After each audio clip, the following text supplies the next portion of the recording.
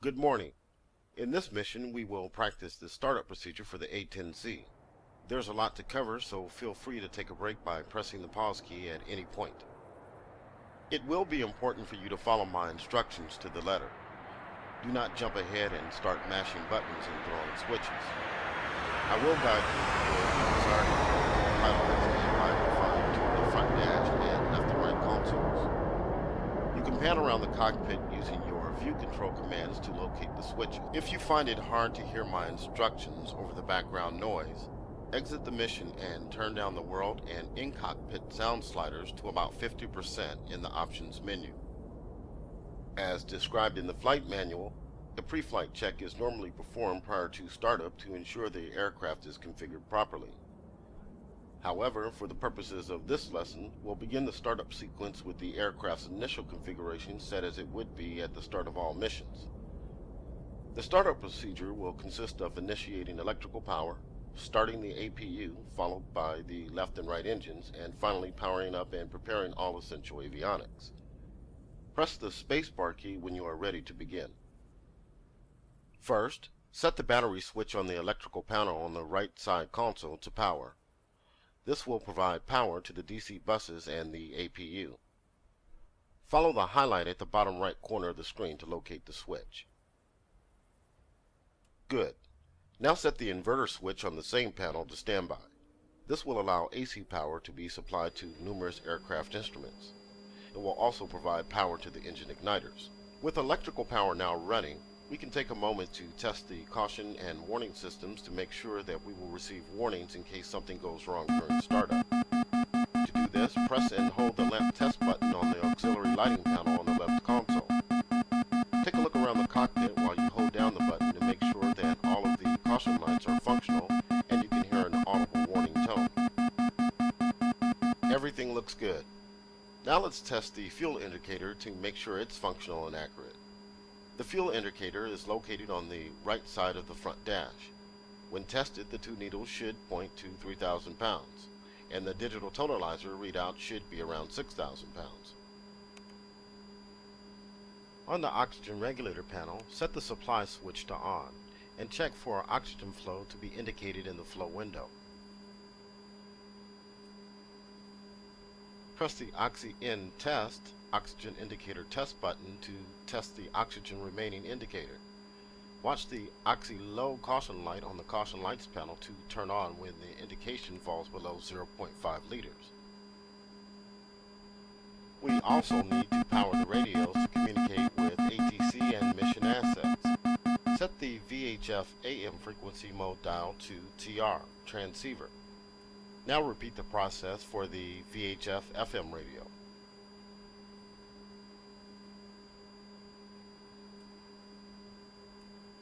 Set the UHF radio function dial to main to power the UHF radio.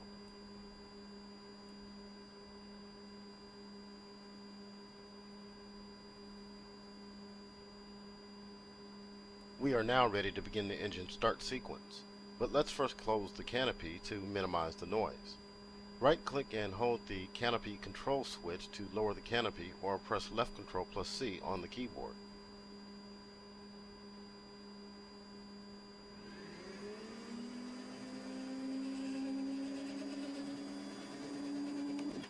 Starting the engines will take several minutes and require a few steps. First, we need to provide power to the boost pumps of the left and right wing tanks and left and right fuselage tanks. You will find the four switches on the fuel system control panel toward the top of the left console. Set all four switches to the up position. Before starting the engines, we need to start the auxiliary power unit, APU, which will generate bleed air used to start the main engines.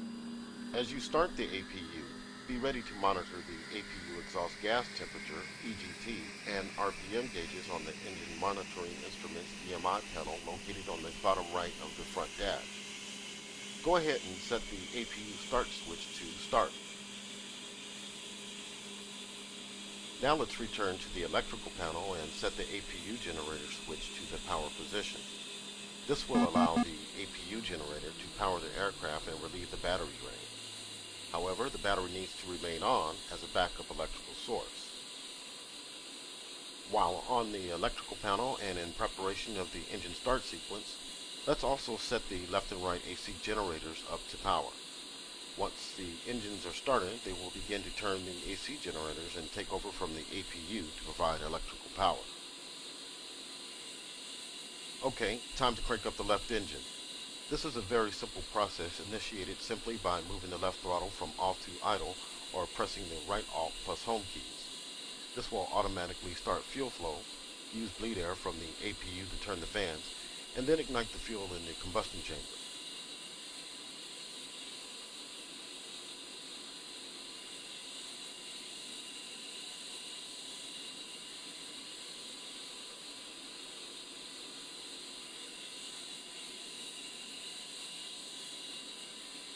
As the engine spools up, scan the engine monitoring instruments panel to watch the engine interstage turbine temperature, ITT, engine core speed, fan speed, and fuel flow gauges.